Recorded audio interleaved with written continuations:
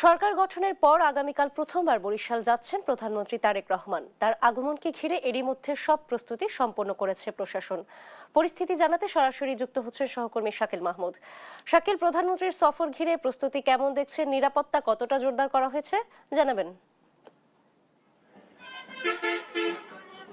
নাবিলা, আসলে বরিশাল জুড়ে কিন্তু একটা সাজিয়া রব এবং প্রধানমন্ত্রীকে স্বাগত জানাতে কিন্তু সব ধরনের প্রস্তুতি যেমন প্রশাসন গ্রহণ করেছে, তেমনি কিন্তু বিএনপির নেতাকর্মীরাও কিন্তু গ্রহণ করেছে। কারণ প্রধানমন্ত্রী হিসেবে প্রথমবার কিন্তু তিনি এই বরিশালে আসছেন।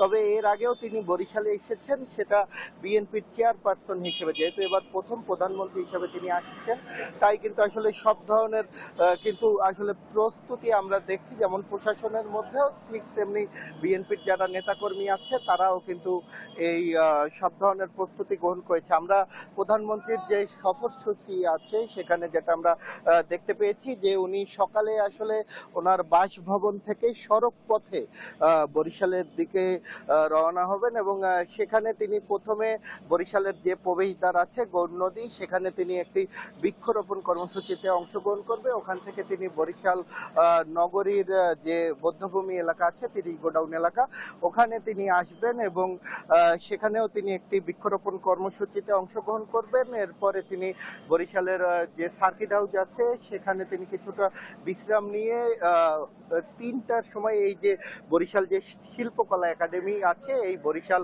শিল্পকলা একাডেমিতে তিনি কিন্তু দলীয় নেতাকর্মীদের সাথে সভা করবেন। এরপর কিন্তু তিনি আবার ঢাকার উদ্দেশ্যে চলে যাবেন।